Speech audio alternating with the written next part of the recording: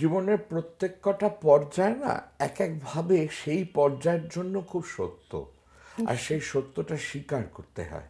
সেই সত্যটা স্বীকার না করলে না সাফল্যের গল্পটা বেরোয়, না ব্যর্থতার গল্পটাও প্রতিষ্ঠিত একদম হয়। একদম।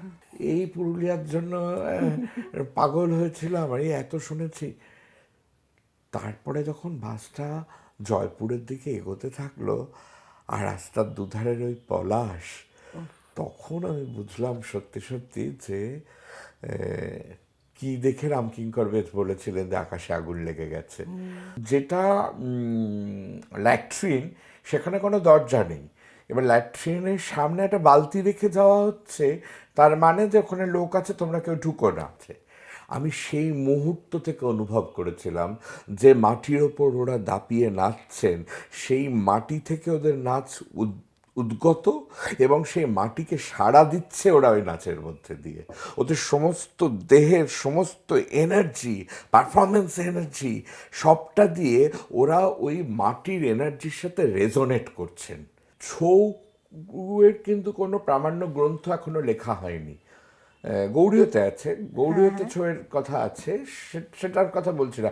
গৌড়ীয় ক্লাসিক্যাল, গৌড়ীয় ক্লাসিক্যাল, আমাদের এখানকার ক্লাসিক্যাল ডান্স। বাংলার ক্লাসিক্যাল ঠিক ডান্স, ঠিক। কিন্তু ছৌ নয়। একটা 100 মানুষের বার। সঙ্গে একটা মানুষের দেখা হওয়াটাই 3 ঘন্টার যথেষ্ট সময় নয়। একদম একদম। 3 ঘন্টা ধরে ওয়ার্কশপ হলো শেষ। না, নমস্কার।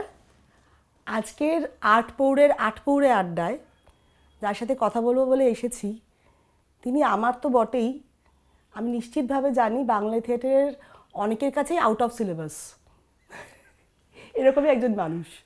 আমি ভীষণ নার্ভাস হয়ে আছি, অনেক উল্টোপাল্টা বলতে পারি, ফাম্বল করতে পারি, কিন্তু আমি জানি যিনি আমার উল্টো দিকে আছেন তিনি সামলে নেবেন, ভালোবেসে স্নেহ করে সামলে নেবেন। আজকে আমাদের অতিথি বাংলা থিয়েটারের একজন ভিন্ন ধারার পথিক, শ্রী মনীষ মিত্র। নমস্কার, কেমন আছো?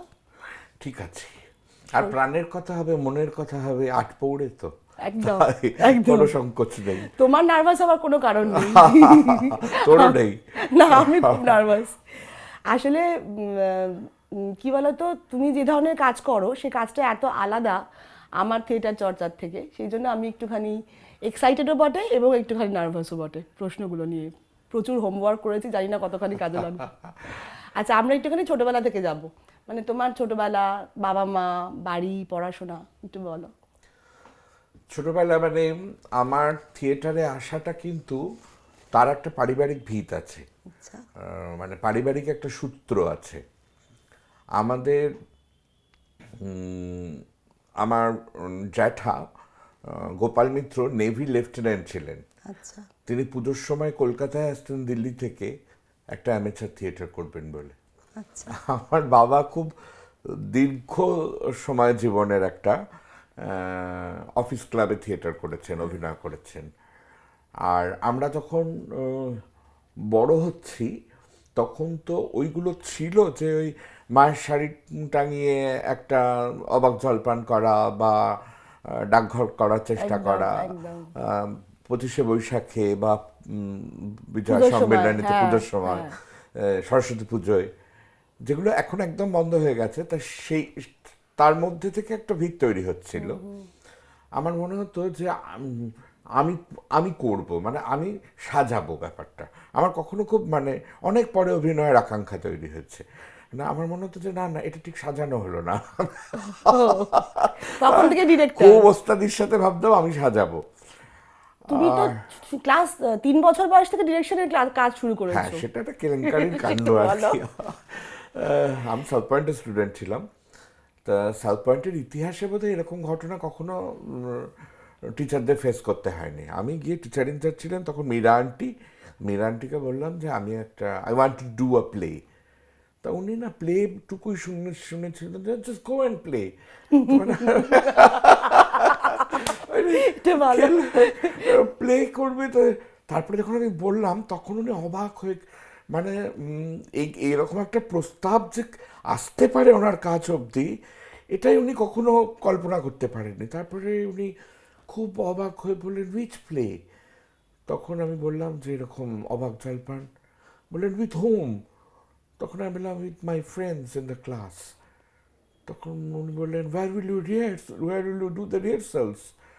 আমি বললাম কেন ইন দ্য গেমস রুম? তো উনি দেখলেন ওর এই ছেলেটি পুরো প্রজেক্ট রেডি করে এসেছে, কোন ক্লাস তখন তোমার? 5-এ পড়ি। এবং then she took me very seriously, যে উনি আমাদের ক্লাস টিচারকে বললেন আমার সঙ্গে কথা বলতে। আমাদের ক্লাস টিচার তো ভীষণ বিরক্ত হয়ে কথা বললেন, কারণ আমি ক্লাস টিচারকে টপকে গিয়েছি মিরাটির কাছে। তখন আমাদের একজন গেমস টিচার ছিলেন চন্দন স্যার, তিনি ভীষণ মানে মানে একটা থ্রেট ছিলেন ছাত্রদের কাছে, একটা ভয়ঙ্কর ভয় পেত সবাই। তা চন্দন স্যারকে দায়িত্ব দিলেন যে তিনি ওই রিহার্সালগুলোয় থাকবেন, উপস্থিত থাকবেন। তা আমরা তো রিহার্সাল করতে লাগলাম, এবং অফ পিরিয়ড রিহার্সাল করি বেশ ওস্তাদির সাথে আমি, এবং আমি পার্ট নিলাম না, মানে অভিনয় করব না, মানে আমি করাবো আর কি। এবং তারপর যেটা হলো সেটা হচ্ছে যে আমার প্রথম পরিচালনার নাটকে আমি নিজে উপস্থিত থাকতে পারিনি, কারণ কসবায় এখন কম জল জমে, তখন খুব জল জমতো আর কি, বৃষ্টি হলেই জল জমতো। আর এটা যে বছরটার কথা বলছি সেই বছরটা একটা ব্যাপক জল জমেছিল। কোন সাল হবে আন্দাজ? আমার 84 সালে মাধ্যমিক, তাহলে ওই ধর 77 ওইরকমই হবে আর কি। তা 74-75, তা না 77, হ্যাঁ। আচ্ছা, যাই হোক, আমি সাল তারিখ দিয়ে কিছু মনে রাখতে ঠিক আছে পারি ঠিক না। আছে।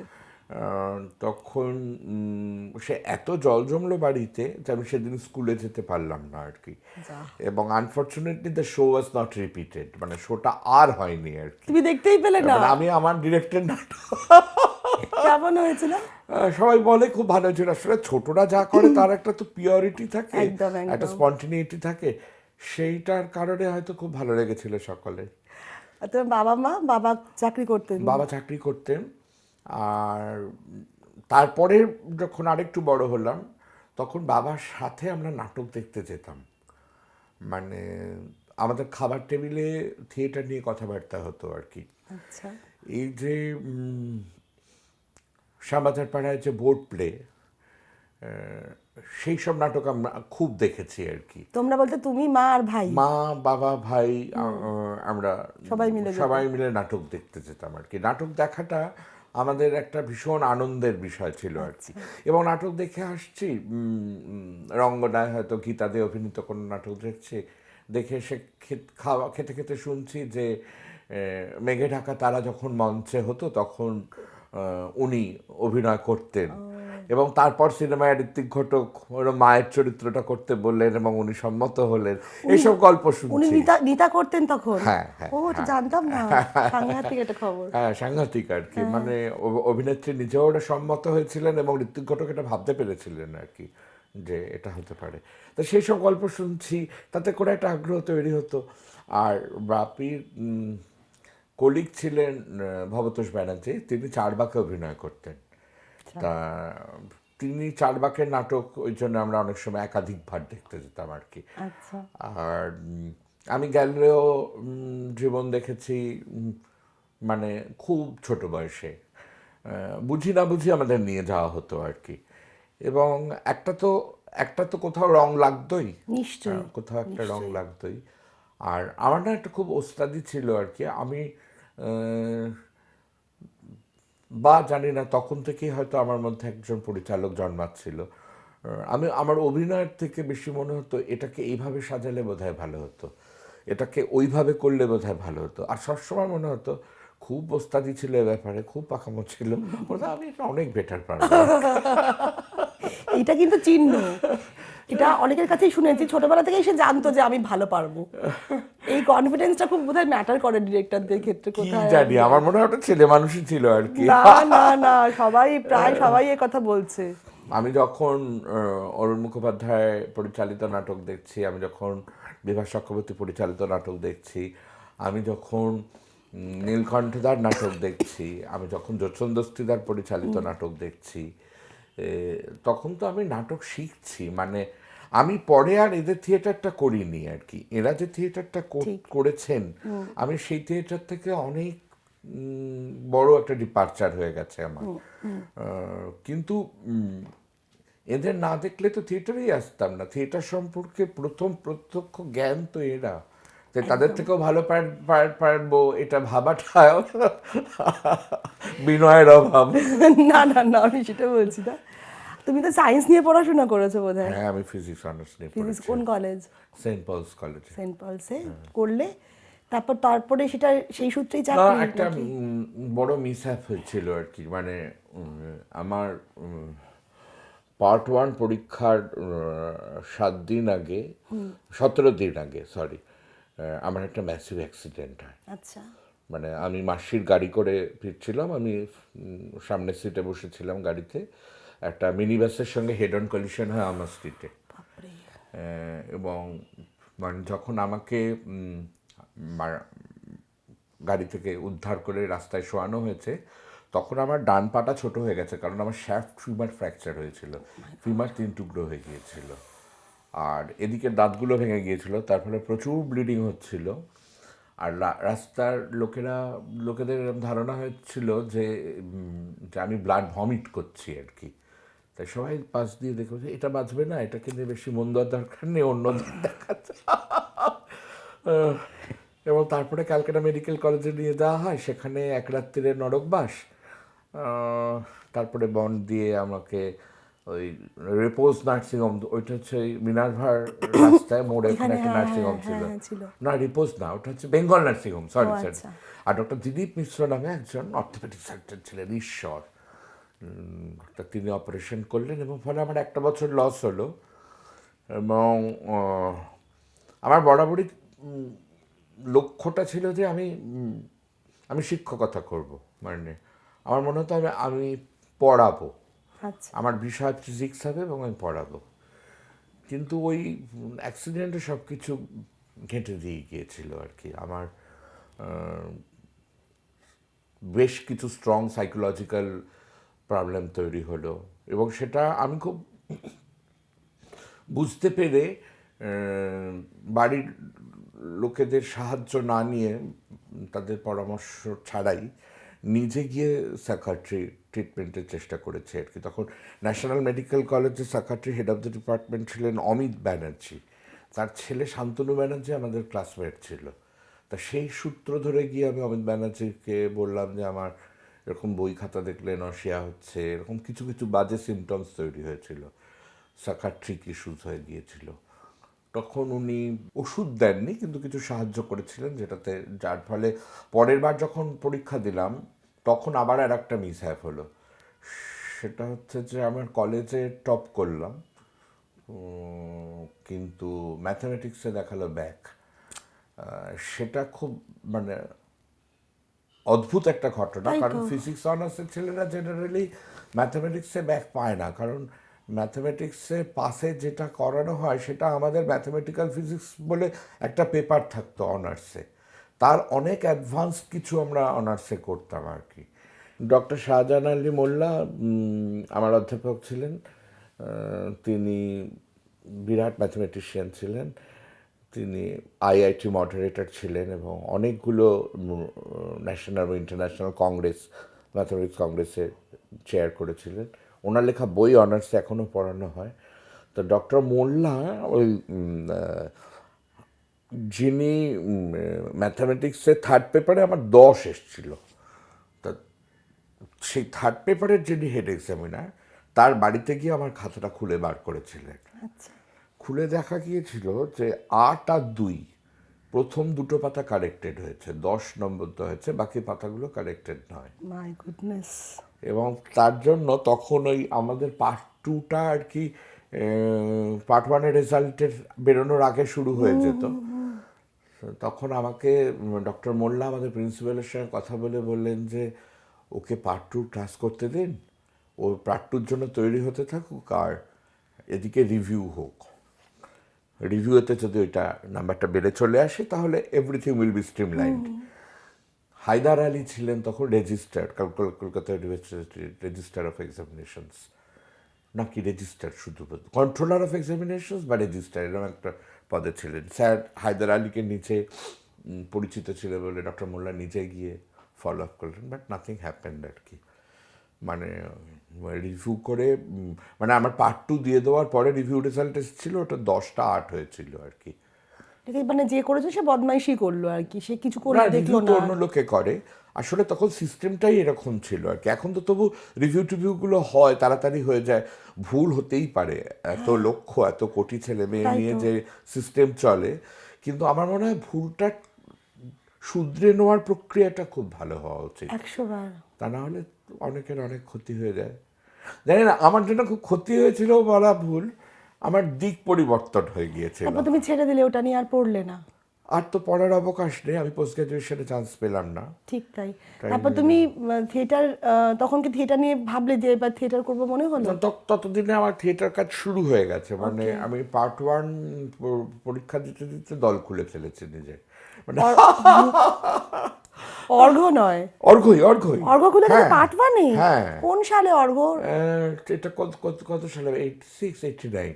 ও বাবা, ও আমার ধারণা ছিল আরো পরে অর্ঘ তৈরি হয়েছে। না না, এবং তার আগে ওই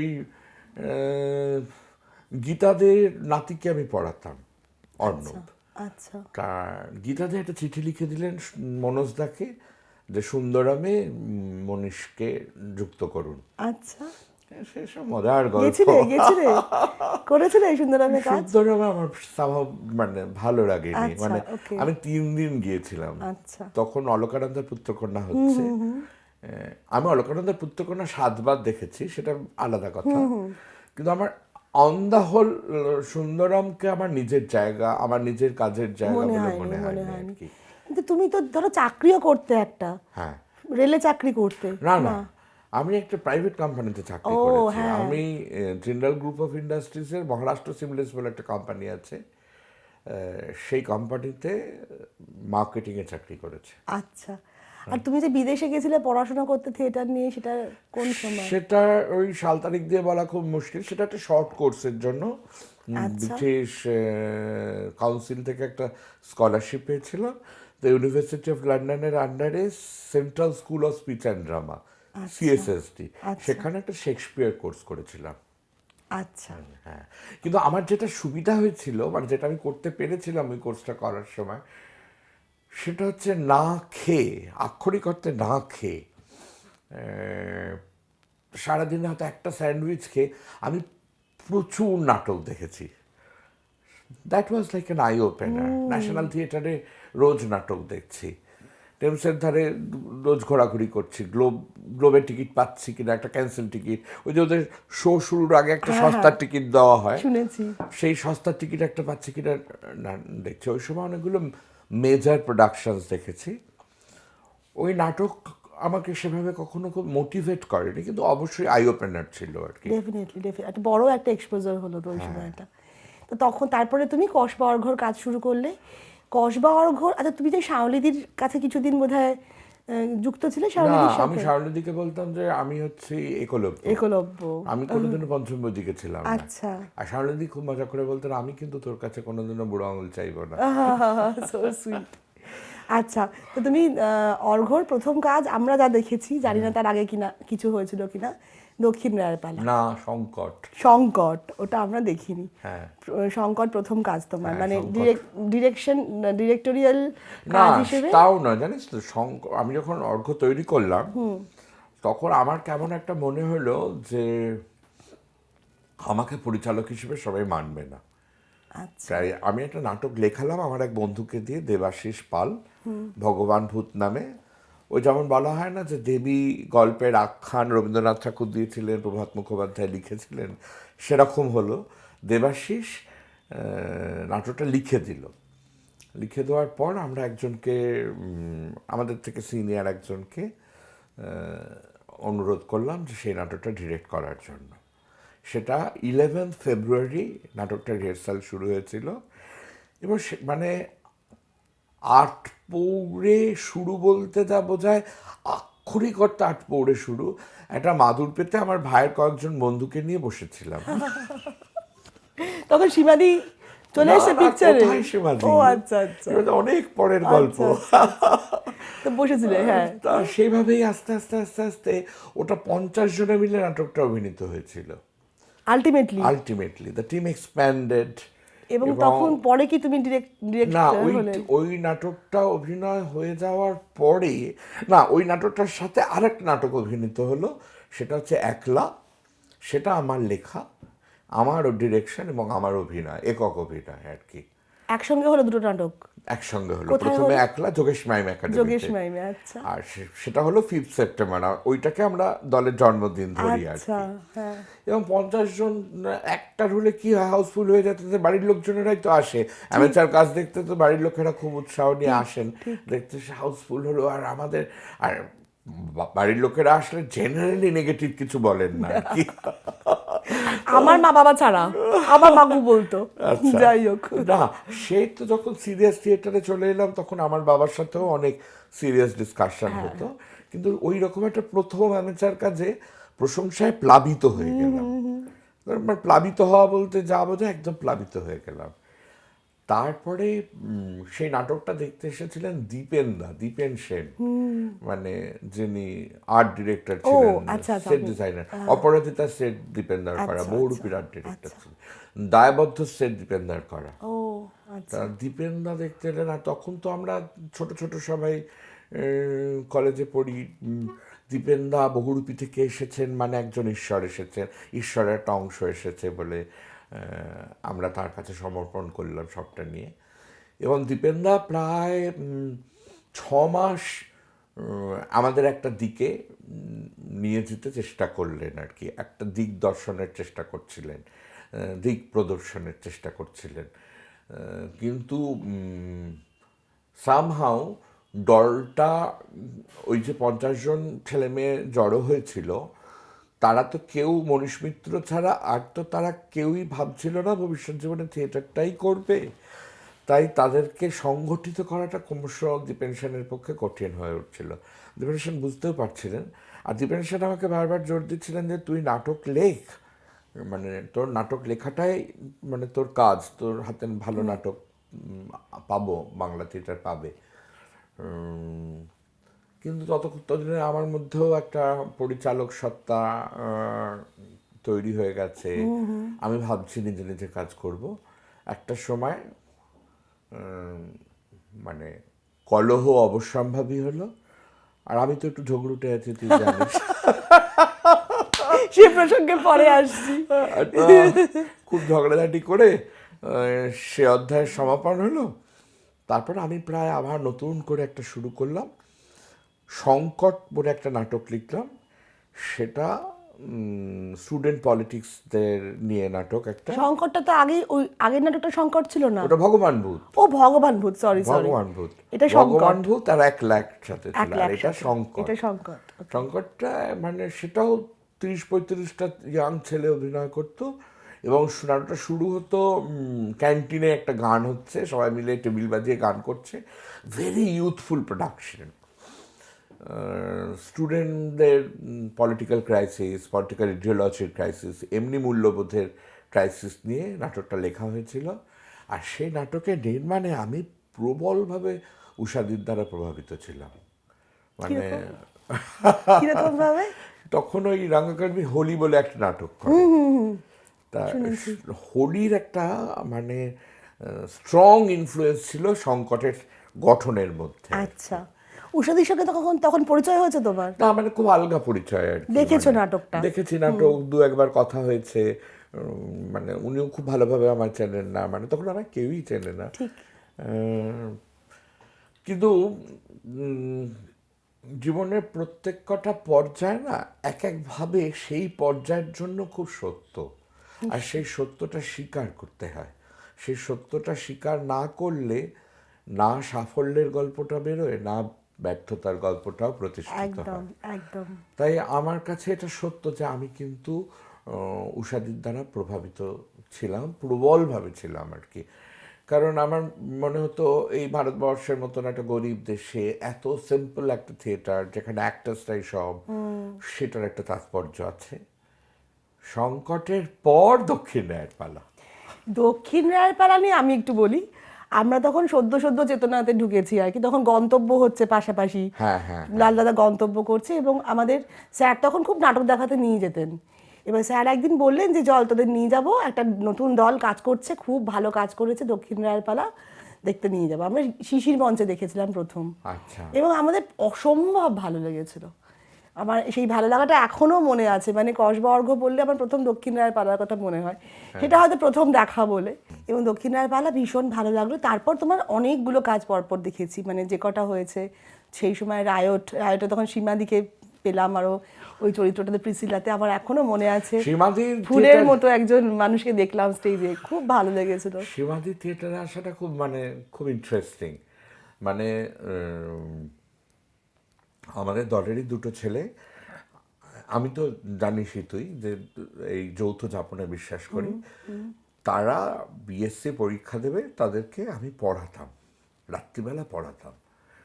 তা আমি দেখলাম তো এই ফিজিক্সটা খুব কম্পিটেন্সের সঙ্গে পড়াতে পারছি, অঙ্কটা পারছি, কিন্তু আমার থেকে কম্পিটেন্ট কেউ পড়ালে বোধহয় ভালো হয়। তখন সীমা ঘোষ ম্যাথামেটিক্সে এমএসসি করেছে, ইউনিভার্সিটি টপ করেছে, সেরকম একজন মানুষ, সেরকম একজন কাউকে পেলে ভালো হয়। তো সীমা ঘোষকে আমি তখন অনুরোধ করলাম যে তুমি কি এসে ওদের একদিন দিন একটু হেল্প করতে পারবে। এবার সীমা ঘোষ এসে আমাদের রিহার্সাল রুমটা দেখে আমার প্রেমে পড়ে গেল। রিহার্সাল রুম থেকে কিন্তু প্রেম। তবে বিয়ে হলো, এবং তার সঙ্গে কোনো থিয়েটারের কোনো যোগ ছিল না। সে আমাদের নাটকটা দেখার আগে কোনো নাটক দেখেনি আর কি। আচ্ছা। এবং সে একটা শর্ত করে থিয়েটারে যুক্ত হলো যে আমি সমস্ত অ্যাডমিনিস্ট্রেটিভ কাজ করতে বাধ্য থাকবো, কিন্তু আমাকে কখনো অভিনয় করতে বলা হবে না। ভাগ্যিস তুমি শোনোনি কথাটা। না, আমরা মেনে নিলাম। মেনে নিয়েছিলে? আমরা মেনে নিলাম। আচ্ছা। এবং তাতে করে ও কাউন্টারে বসা, কর্পোরেশন পারমিশন করানো, মানে প্রচুর লিফলেটিং করা। আর তখন তো দল সবে সবে জন্মাচ্ছে, তখন অনেক কাজ নিজেদের করে নিতে হয়। সেই সব কাজ, ব্যাকস্টেজের কাজ ও খুব মন দিয়ে করতো আর কি। এবং আস্তে আস্তে দলটা বিলং করতে লাগলো, প্রক্রিয়াটা দেখলো। তা আমাদের সংকটে স্বাতী নামে একটি চরিত্র ছিল, সেটা যে করতো রঞ্জিতা, সে ভরতনাট্যম ডান্সার ছিল। এবার তার প্রচুর নাচের প্রোগ্রাম পড়ে যেত, তাতে আমাদের শো হ্যাম্পার্ড হতো। তখন সীমা একদিন গুনগুন করে বললো যে আমি কি একটু সাথীটা ট্রাই করে দেখবো। তখন সাথীতে ওকে ট্রাই করা হলো, এবং তারপরে শি নেভার লুক ব্যাক আর কি। মানে এবং সীমাদি আমি মনে করি, মানে সবাইকে মাথায় রেখে সবাইকে সম্মান জানিয়েই বলছি, সীমাদি ওই যে বললাম তুমি যেরকম অন্য ধারার অন্য পথের পথিক, সীমাদিও যেখানটা সীমাদির উড়ানটা যেখানে সীমাদি নিয়েছেন, সেখানে বোধহয় আর বাংলা থিয়েটারে কেউ পৌঁছতে পারেনি বা পারবেও না।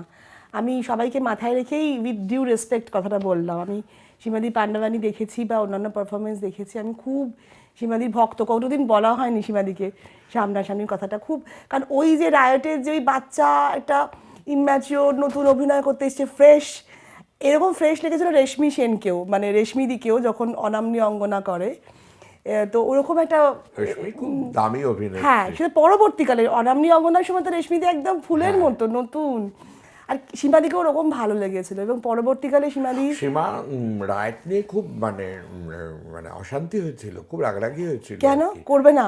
হ্যাঁ, মানে ওকে আমি বললাম প্রিসিলা হার্টের চরিত্রটা করতে, হ্যাঁ, যে আমেরিকান মহিলা পুরুলিয়ায় আসে একটা এনজিওর হয়ে কাজ করতে। তখন ও বলে আমি ইংরেজি মিডিয়াম স্কুলে পড়িনি, আমি ইংরেজিতে কথা বলতে পারি না, আমি এই চরিত্রটা করব। আর এতগুলো গ্রামীণ মহিলা, তারা সবাই দেদার ঝুমুর গাইবে, আমি ঝুমুর গাইতে পারবো না। গানটা কি গাইতে প্রথম থেকেই সীমাদি গানটা গাইতে, মানে গানের কোনো ফর্মাল ট্রেনিং ছিল না, গাইতে ভালোবাসতো, গাইতো। তখন তাকে এইটা বোঝানো হলো যে তুমি উইংসের ধার থেকে ওই, আর তখন কি হচ্ছে, আমরা সমানে পুরুলিয়া চলে যাচ্ছি, আর অসংখ্য ঝুমুর সংগ্রহে আসছে, তখনও তো এডিট করা হয়নি নাটকটা।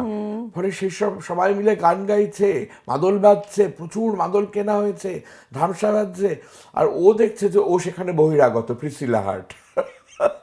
খুব আপত্তি করেছিল, কিন্তু প্রিসিলা হার্ট ফাইনালি খুব প্রশংসিত হয়েছিল। এবং আমি পরবর্তীকালে যখন রক্তকরবী তো করেছো তোমরা, আমি অনেকেই রক্তকরবী দেখেছি, কিন্তু সীমাদির মতো এরকম একটা নন্দিনী, মানে এত ইনোসেন্ট অথচ এত লাভেবল, মানে নন্দিনীর তো অনেকভাবে নন্দিনীকে ব্যাখ্যা করা যায়।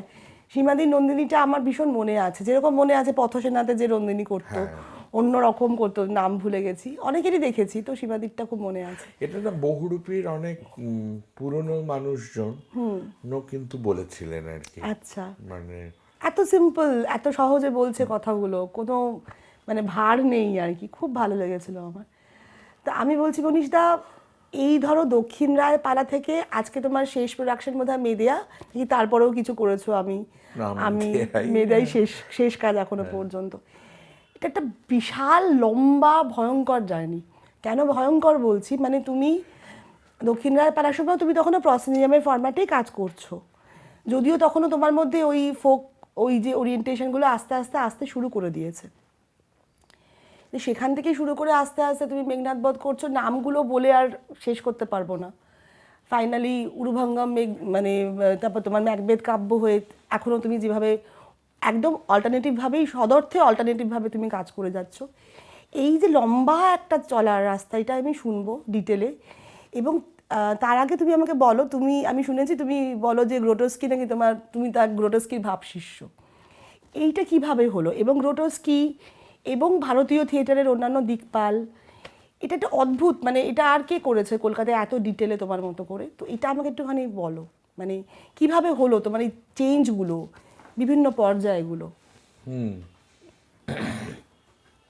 এই যে ফোক থিয়েটার দেখা এবং ফোক থিয়েটারকে বা ফোক কালচারকে সচেতনভাবে নাটকের মধ্যে আনা, এটা কিন্তু গোটা প্রসেসটা খুব অর্গ্যানিক ছিল। আমি আকৃষ্ট হয়েছিলাম প্রাথমিকভাবে। ঠিক। মানে বিশু, পুরুলিয়ার কবি বিশু আমাকে একদিন বলল যে আমরা এরকম এসে, আমাদের পরিচয় হলো একাডেমির সামনে, বলল যে আমাদের ছাদে তখন খুব আড্ডা হতো, তখন ছাদেও আড্ডা মারতে এসে প্রচুর ঝুমুর শোনালো আর বললো আমরা এরকম একটা পলাশ মেলা করছি, দোলের আগের দিন, দোলের দিন আর দোলের পরের দিন, 3 দিনের। সেটা হবে পুরুলিয়ায় এবং সেটা একেবারে পাহাড়ের কোলে। পুরুলিয়ার সমস্ত ফোক আর্টিস্টদের সেখানে জড়ো করা হবে। তো আমি তো ভীষণ আকৃষ্ট হলাম। আমরা সদল বলে যাওয়ার পরিকল্পনা করলাম যে এই সুযোগ ছাড়া যায় না আর কি। বাসে করে রওনা হলাম। রাত্রিরে বাসে তো সেটা সাংঘাতিক ভিড়, মানে বনগা লোকালের ভিড় হয় পুরুলিয়া, মানে এখন হয় কিনা জানি না, অন্তত সেই সময় হতো পুরুলিয়াগামী বা রাঁচিগামী বাসগুলো পুরুলিয়া হয়ে যেত। আচ্ছা।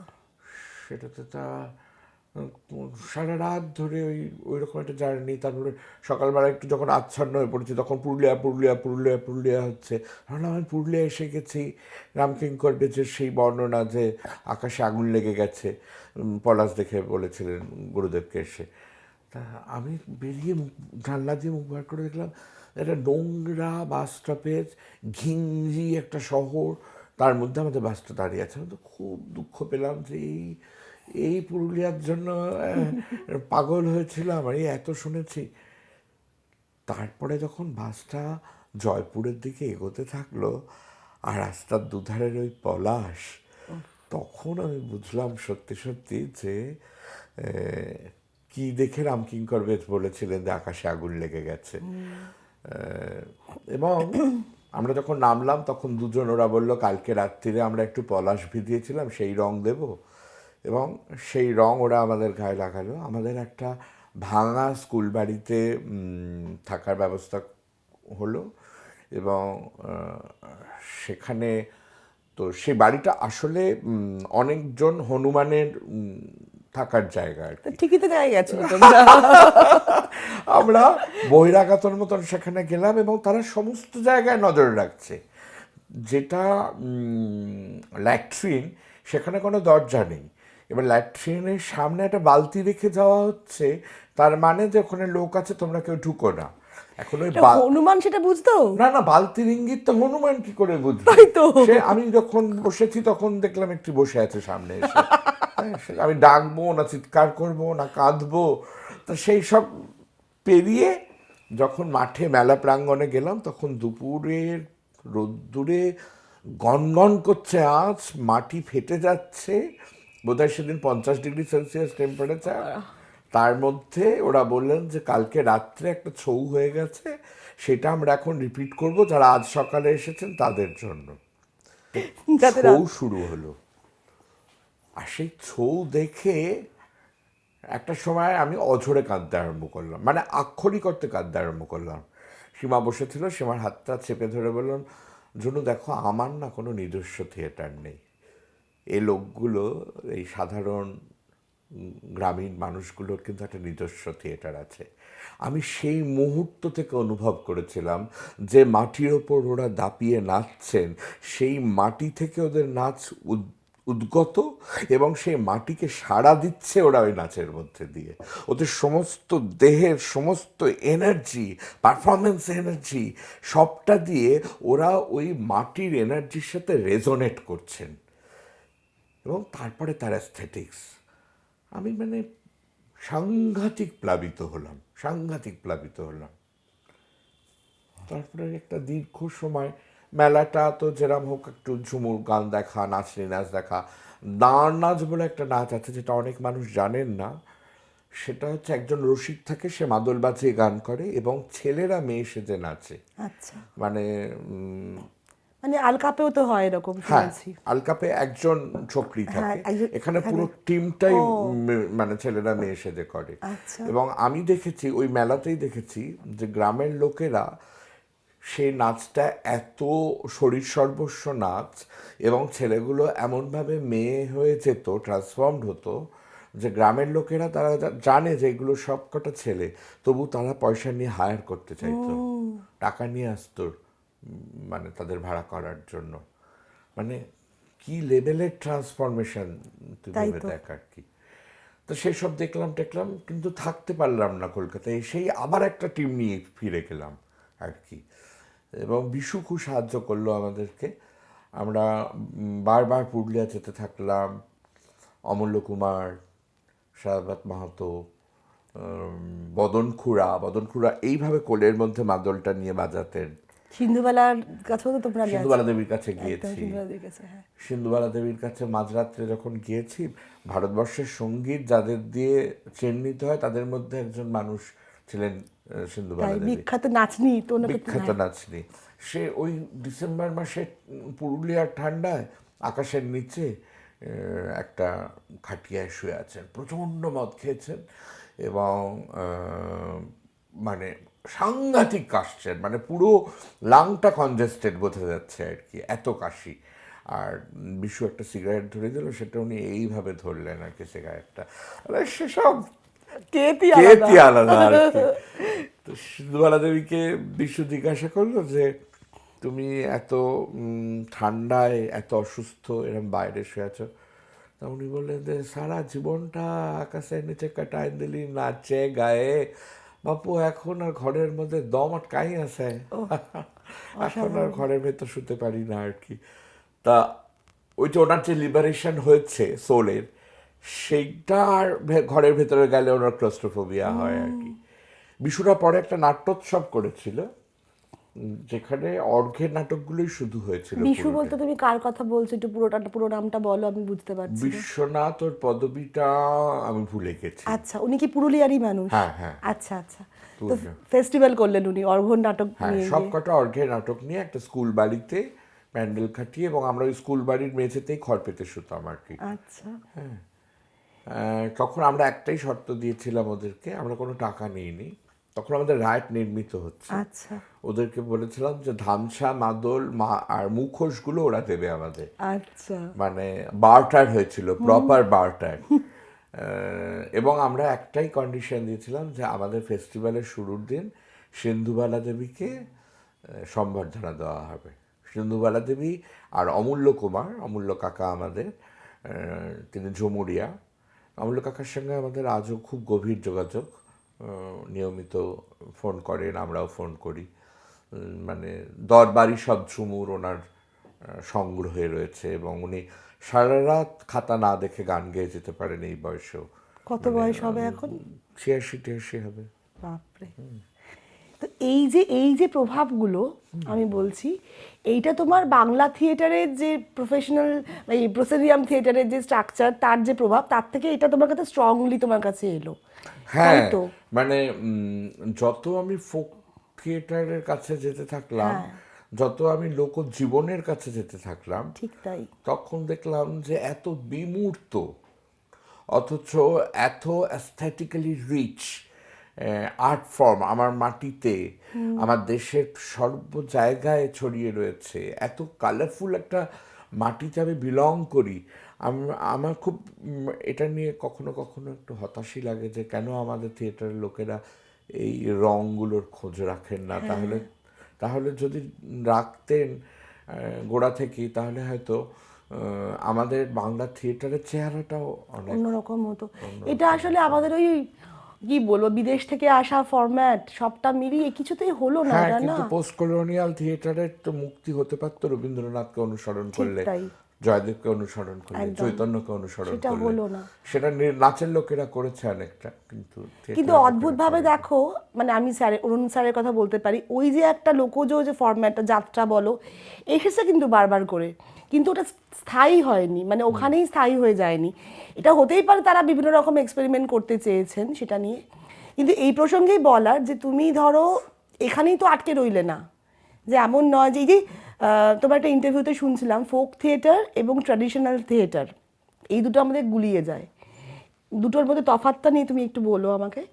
আর এখান থেকে তোমার যে কন্টেম্পোরারি, তোমার যে পৃথিবী ঘুরে তোমার যে কাজ, তোমার যে দেখা, এবং তুমি সমস্ত এই সময়ের যারা মানে বিশ্বখ্যাত যে সমস্ত পরিচালকরা রয়েছেন তাদের সাথে তুমি কাজ করেছো, তাদের তুমি দেখেছো, সে তুমি কথা ইন্টারাক্ট করেছো, রোটস্কি থেকে শুরু করে ইউজেনে বারবারা থেকে শুরু করে আরিয়ান মুশকিন থেকে শুরু করে, এইটা কিভাবে হলো? মানে আমি বলছি যে যদিও আমি তোমার ইন্টারভিউতেই শুনছিলাম যে তারাও খুঁজছেন, তারাও কিন্তু একই সঙ্গে ব্রেক যেরকম করে খুঁজছেন, জাপানের নো থিয়েটার থেকে শুরু করে বা এশিয়ান ইন্সপিরেশন নিচ্ছেন, রোটস্কিও খুঁজছেন বা বিভিন্ন এরাও খুঁজছেন, কিন্তু এই অ্যামালগামেশনটা কিভাবে হলো সেটা তো আরও কারোর ক্ষেত্রে হয়নি, তোমার ক্ষেত্রে এই যোগাযোগটা কিভাবে হলো? প্রথম প্রশ্নটা হচ্ছে যে ফোক থিয়েটার আর ট্র্যাডিশনাল থিয়েটার, কিন্তু ক্লাসিক্যাল থিয়েটার নয়। ছৌ ফোক থিয়েটার, কিন্তু ছৌ ক্লাসিক্যাল থিয়েটার নয় আর কি। ক্লাসিক্যাল থিয়েটার বা ক্লাসিক্যাল আর্ট ফর্ম তখনই জন্ম হয় যখন তার একটা প্রামাণ্য গ্রন্থ তৈরি হয়, যেখানে আর্ট ফর্মটা কোডিফাইড হয়ে যায়। ঠিক। মানে একজন ভরতনাট্যম ডান্সার আর্ট হাউসগুলো কিভাবে করবেন সেটা কিন্তু কোডিফাইড, একদম, সেটা একদম। কিন্তু কেউ আর আলাদা রকম ভাবে ইচ্ছে মতো করতে পারবে না। না, কিন্তু জানি। ছৌ এর কিন্তু কোনো প্রামাণ্য গ্রন্থ এখনো লেখা হয়নি। গৌড়ীয়তে আছে, গৌড়ীয়তে ছৌয়ের কথা আছে, সেটার কথা বলছি না। গৌড়ীয় ক্লাসিক্যাল, গৌড়ীয় ক্লাসিক্যাল আমাদের এখানকার ক্লাসিক্যাল ডান্স। বাংলার ক্লাসিক্যাল ডান্স, ঠিক। ছৌ নয়। যেমন একজন ছৌ শিল্পী, আমরা যখন প্রথম দিকে ছৌ দেখেছি, যখন আমি প্রথম পুরুলিয়া গেলাম, তখন রাংতার মুখোশ ছিল, সমস্ত মুখোশগুলো রাংতার, এবং মুখোশের আকারগুলোও ছিল অনেক বড়। এখন মুখোশগুলো ছোট হয়ে গেছে এবং প্লাস্টিক এসেছে, প্লাস্টিক দিয়ে সাবস্টিটিউটেড হয়েছে। সত্যি তাই। নাচের ফর্ম বদলে গেছে। আগে ঝুমুর হতো, সঙ্গতের জন্য পেপটি বাজতো, ক্ল্যারিনেট বাজতো, আর ধামসা বাজতো, অবশ্যই বাংলা ঢোল বাজতো। এখন কিন্তু অর্কেস্ট্রেশনটাও বদলেছে এবং যাত্রার মতন ডায়ালগিং হয়, সংলাপ আছে তাতে? সংলাপ হয়। আচ্ছা, এবং মানে যিনি তার তো মুখোশে মুখ ঢাকা, তাই তো। যিনি পারফর্মার, তিনি বলছেন না, তিনি মুদ্রা করছেন, হাত পা নেড়ে বোঝাচ্ছেন, আর মাইকিংয়ে তার সংলাপটা বলে দেওয়া হচ্ছে। এটা কিন্তু একদম একটা এভলিউশন, এটা আগে একদম ছিল না এই মাইকিংটা। এটা আমি অনেক ওখানকার পুরনো লোকেদের সঙ্গে কথা বলতে গিয়ে জেনেছি যে যাত্রাকে কমব্যাট করতে গিয়ে ছৌ এই বদলটার মধ্যে চলে গেছে আর কি। আচ্ছা, মানে সাস্টেনেন্সের জন্য একদম। সাস্টেনেন্সের জন্যই। বুঝতে পেরেছি। মুখোশটা ছোট হয়ে যাওয়াটাও খানিকটা সাস্টেনেন্সের জন্যই, কারণ মুখোশগুলো তো খুব ব্যয় সাপেক্ষ, বড় 100 মুখোশ, এবং বড় মুখোশ নষ্টও হয়ে যায় তাড়াতাড়ি, ধারগুলো বেঁকে গেল, ভেঙে গেল। একজন ছৌ শিল্পী কিন্তু তার ইচ্ছা মতন কিছু বদলে ফেলতে পারেন। একটা ফরম্যাট তো থাকেই, হ্যাঁ, কিন্তু অনেক ফ্লেক্সিবল। অনেক ফ্লেক্সিবল, এবং সে অনেক কিছু সমাজ থেকে গ্রহণ করে। ঠিক। গানের মধ্যে চট করে বাজিয়ে যাচ্ছে যে পেপটিটা বা ক্লারিনেটটা বা সিনথেসাইজারটা, সেখানে দেখা গেল হয়তো একটা ছোট্ট করে হিন্দি গানের সুর ঢুকে বেরিয়ে গেল। এটাই জিজ্ঞেস করতে যাচ্ছিলাম যে যাত্রা তো একটা পপুলার কালচার, ফিল্মের প্রভাব কিরকম ভাবে এই প্রচন্ড সবকিছু ভাবে প্রভাব থাকে ফোকের, সবকিছুর ফোকের মধ্যে। ওপর এই প্রভাবটা খুব চট করে পড়ে, তাই না? আর ক্লাসিক্যাল যেহেতু ফরম্যাটে এই পড়ে না। বাংলার ফোক অনেক ওপেন, আচ্ছা, কর্ণাটকের ফোক অনেক ওপেন, ওকে, কিন্তু কেরালার ফোক কিন্তু অনেক ক্লোজড। আচ্ছা, আর যেহেতু কেরালার ফোক মূলত টেম্পল আর্ট হিসেবে এক্সিস্ট করেছে, থেইয়াম, থেইয়াম মন্দির থেকে, মন্দিরের ভেতরে বা মন্দির থেকে উদ্গত, সেই জন্য টেইয়ামের কিন্তু সেরকম কোনো মানে অত কিছু বাইরে থেকে গ্রহণ করার দরজা খোলা নেই আর কি। কিন্তু আমাদের ফোকে এটা খুব সাংঘাতিকভাবে আছে আর কি। সাউথ ইন্ডিয়ান পুরো কালচারটাই ওরা অনেক ক্লোজ, না? ওরা অনেক প্রোটেক্টিভ। কর্ণাটকা অনেক ওপেন। কর্ণাটকা আমরা ইয়াকশাগানা আর্টিস্টদের সঙ্গে খুব ক্লোজলি ইন্টারাক্ট করেছি। ইয়াকশাগানাও কিন্তু ফোক, ক্লাসিক্যাল নয়। সাউথ ইন্ডিয়াতে তো পুরো ব্যাপারটাই তো ক্লোজ, মানে মানে আমার কালচারালি ওরা খুব। অভিজ্ঞতায় কেরলা খুব ক্লোজ। আচ্ছা, কেরলা অনেক বেশি ক্লোজ। মানে কেরালায় কালারিপাট্টু যে গুরুরা ছিলেন, এখনো যারা আছেন, তাদের কাছ থেকে শিক্ষা গ্রহণ করতে গেলে অনেক সাধনা করতে হয় আর কি। তারা প্রথম দিনই তাদের সাধন পথ, অবশ্য আমাদের বাউলরাও বলেন যে তাই তো। নিজের সাধন কথা যেখানে সেখানে বলো না। কুডিয়াট্টাম শেখা তো খুবই কঠিন, দুরূহ। মানে আমি এত বছর ধরে কেরালা যাচ্ছি, একটা সময় ছিল যে আমি বছরে 2 মাস কেরালায় কাটাতাম। কুডিয়াট্টম শিল্পীদের সঙ্গে আমার গভীর থেকে গভীরতম সম্পর্ক। সুরজ নাম্বিয়ার, রজনীশ, এরা সব মানে এই জেনারেশনের কুডিয়াট্টম শিল্পীদের মধ্যে এরা মায়েস্ট্রোস, আচ্ছা, অলমোস্ট মায়েস্ট্রোস। কারণ এরা সব মায়েস্ট্রোসদের আবার শিষ্য। আমানুর মাধব চাকিয়ার, মণি মাধব চাকিয়ার, এরা সব দিকপাল কুডিয়াট্টম আর্টিস্ট। কুডিয়াট্টম সম্পর্কে কিছু জানতে গেলে প্রথমেই হট করে ওরা কিছু বলতে চান না, ঠিক প্রথমেই কিছু দেখাতে চান না। ঠিক। ওদের যে ব্রিদিং টেকনিক্স, যেগুলো একজন কন্টেম্পোরারি অ্যাক্টরের খুব কাজে লাগতে পারে, সেটা ওরা ঝট করে বললেই কালকে শিখিয়ে দেবেন এরমটা নয় আর কি। কেনই বা দেবেন?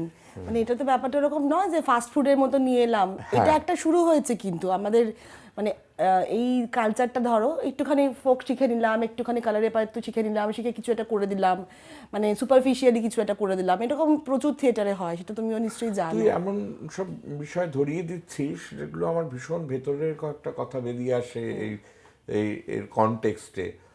খুব ভালো করে ভাবতে গেলে না, আমাদের থিয়েটার থেকে সাধনা শব্দটা উবে গেছে একদম। মানে আমরা সাধনা করি না আর কি। মানে সাধনা, হ্যাঁ নিচ্ছি, সাধনা বলতে যা বোঝায় সেটা সামহাউ মিসিং। তো যাই হোক, আমার কাছে কেরলা অনেক ক্লোজড, কর্ণাটকা অনেক খোলা। কর্ণাটকা অপেক্ষাকৃত খোলা। মানে একজন ইয়াকশাগানা আর্টিস্ট, যেহেতু একজন ইয়াকশাগানা আর্টিস্টও ইয়াকশাগানা এখনো অনেক মন্দিরের ভেতর হয়, it is also a temple art. কিন্তু ইয়াকশাগানা আর্টিস্টদের সঙ্গে আমরা যখন ইন্টারাক্ট করেছি, ওয়ার্কশপ করেছি, ইয়াকশাগানা আর্টিস্টরা কলকাতায় এসে থেকে শিখিয়েছেন, সেটা আমাদের কুডিয়াট্টম বা কালারি পাট্টুরও হয়েছে, কিন্তু সেটার জন্য আমাকে অনেক বছর অপেক্ষা করতে হয়েছে, অনেক বছর ধরে সেই বিষয়টার মধ্যে ঢুকতে হয়েছে ধীরে ধীরে ধীরে ধীরে। 100 বার। একদম প্রথম দিনই দরজা খোলা পাইনি আর কি। এই প্রসঙ্গেই বলি যে সাধনার প্রসঙ্গে বললেন, আমি নিজে যেহেতু দীর্ঘদিন ক্লাসিক্যাল ডান্স শিখেছি, কথক, ওড়িশি, তো ওইটা আমি আমরা তাই বলি যে থিয়েটার করতে যে কেউ আসে 2 মাসের মধ্যে সে স্টেজে উঠে যায়। আমাদের একটা ধাদিন প্র্যাকটিস করেছি আমরা বছরের পর বছর, বা যে তবলা শেখে ধরো, বা যে কোনো ক্লাসিক্যাল ফর্মেট যে শেখে, তাকে কতদিন একটা ছোট্ট জিনিসকে প্র্যাকটিস করতে হয়, তারপর তো তার পারফরমেন্স তো অনেক পরের কথা। তারপরে যে ধরনের সেইটা ওয়ার্কশপস গুলো তো- হয়, হ্যাঁ। মনে কর 7 জন থিয়েটার পার্সোনালিটিস, থেস্পিয়ানস বা ডিরেক্টর, তুই যেভাবে বল, বা অভিনেতা, 7 দিন 3 ঘন্টা করে একটা ওয়ার্কশপ হচ্ছে। এই 21 ঘন্টা শেষে একজন লার্নার কি গ্রহণ করছে? তার জট পাকিয়ে যাওয়া ছাড়া আর কিচ্ছু হওয়ার কিছু নেই। হওয়ার কথা নয় তো। একদমই তাই। তাহলে সে এই 3 ঘন্টায় খুব ভালো করে পরিচয় হয়ে ওঠে না। 100 বার একটা 100 মানুষের বার। সঙ্গে একটা মানুষের দেখা হওয়াটাই 3 ঘন্টার যথেষ্ট সময় নয়। একদম একদম 3 ঘন্টা ধরে ওয়ার্কশপ হলো শেষ। না আসলে এইটা কি বলো তো, এই যে এটা আবার সে অন্য কথায় যেতে হয়, গ্রান্টের জন্য হয়েছে না যে একটা ওয়ার্কশপ করলে টাকা পাওয়া যায়, তো তাই জন্য ওয়ার্কশপ হয়, দলে ছেলেপুলেরই নেই। এগুলো খুব আপত্তিকর কথা, যদিও অনেকে গায়ে লাগবে, কিন্তু এটা সত্যি। আমি অনেক ওয়ার্কশপ করেছি। সোহাগদি ধরো আমাদের 3 মাস ধরে টানা ওয়ার্কশপ করিয়েছেন, বা চেতনাতে ক্যাপ হতো, সেটাও একটা টানা প্রসেস। লাল দাদা করাতো তখন, একটা টানা প্রসেস। এই যে 3 দিন 4 দিন 7 দিনের ওয়ার্কশপ, এটা করে যে কিছু হয় না, কি করে কবেতে ছেলেমেয়েরা বুঝবে? আমাকে কেউ জিজ্ঞাসা করলে কোনো ওয়ার্কশপ করানোর কথা বললে আমি প্রথমে কত টাকা দেবেন জিজ্ঞাসা করি না। আমি জিজ্ঞাসা করি কত সময় দিনের দেবে। কত সময় আমি Exactly so. ছেলে মেয়েদের সঙ্গে ইন্টারাক্ট করার জন্য পাবো। সম্প্রতি এই লিটল থেস্পিয়ান উমাদির দল, ওরা এনএসডির সঙ্গে কোলাবোরেশন একটা ওয়ার্কশপ করলো, তো সেখানে আমি 6 দিন সারাদিন সময় পেয়েছি। যা হোক, একটা ছোট কিছু একটা ইম্প্যাক্ট তৈরি করা যায়। তুমি একা, হ্যাঁ, তুমি একা করছো, হ্যাঁ, এর মধ্যে যদি আরো 10 জন থাকে অন্যরা ছিলেন কিন্তু তারা অন্য দিনে। অন্য দিনে, বুঝতে পেরেছি। আসলে মানে এই ফরম্যাটটা এমন একটা, কি বলবো, ওই বাজারি কথাটাই ব্যবহার করতে হয় মনীষিতা। খুব খারাপ লাগলো শুনতে। আমি সবার থিয়েটারকে মাথায় নিয়েই বলছি, যেটা হবার নয় সেটা হবার নয়। আমি 10 বছর, কারণ আমি 3.5 বছর থেকে নাচ শিখছি, 2টো ফরম্যাট কমপ্লিটলি শেখার পর, ওড়িশি 4 বছর শেখার পর গিরিধর নাগের কাছে, তারপর যখন আমি রীনা জানার কাছে, আমি লাস্ট দিদিকে গুরু মানি, গেলাম, তখন আমাকে উনি বললেন যে যা শিখেছো ঠিক আছে শিখেছো, 3 বছর শিখবে, তারপরে স্টেজে ওঠার কথা ভাববে। আমার খুব অহংকার, আমার খুব গায়ে লাগলো। আমি বললাম, আমি ছোটোবেলা থেকে নাচ করছি, এত পারফর্ম করেছি, 3 বছর শিখতে লাগবে? ঠিক আছে, তুমি আমাকে দেখো, আমার নাচ দেখো। এবং তারপর আমি শেখা শুরু করার পর আমি দেখলাম যে আমি এখানে এসে ভুল করেছি, আমাকে নাচটা ছেড়ে দিতে হবে, কারণ আমি ভুল শিখে এসেছি। এবং আমি ছেড়ে দিলাম। দিদি বললো যে তুমি থিয়েটারটাই করো মন দিয়ে। আমি বলছি যে এই সাধনার কথাটা না হয় না। একসাথে অনেকগুলো জিনিস করব, অনেক ডালে ডালে ঘুরে বেড়াবো, আর এক্সপেক্ট করব যে দারুণ কিছু একটা হবে, এটা হয় না। কিন্তু এটা খুব দুঃখের কথা যে আমাদের থিয়েটার এভাবে হয়ে যাচ্ছে। তোমারও কথা, এটা আমিও মনে করি। তাই ধরো, এই যে একজন ডিরেক্টরের কাছে থেকে দীর্ঘদিন কাজ শিখছি, আমরা শিখেছি স্যারদের কাছে থেকে, এখন তো একটা বাচ্চা ছেলে এসেই বিভ্রান্ত। তার প্রচুর অপশন, তাকে 3 মাস থিয়েটার করছে না, তাকে এখান থেকে ডাকছে, ওখান থেকে ডাকছে, সেখান থেকে ডাকছে, এবং সে যাচ্ছে, সে আলটিমেটলি কিছুই শিখছে না। তো তোমাদের এই প্রসঙ্গে মানে বলি, সার্বিক অশিক্ষা, সার্বিক একটা উদাসীনতা এবং সার্বিক শূন্যতা, এবং তার ফলেই ওই তোমাকে ওই সিনিয়র অ্যাক্টর বা সেলিব্রিটি ওই পাকে পড়তে হচ্ছে। কারণ এরা তো কিছু কিছু দলে এখনো কাজ হয়, সিরিয়াসলি হয়, আমি জানি, আমি দেখেছি। প্রাচ্যতেই যেরকম খুব সিরিয়াসলি চেষ্টা করছে বাচ্চাদের তৈরি করতে, অনেকগুলো ইয়াং ছেলে মেয়ে খুব সিরিয়াসলি কাজ, অনেকগুলো দলেই কাজ হয়, আমি বলবো না যে হচ্ছে না, হচ্ছে, কিন্তু জেনারেল ফিচার এটা নয়।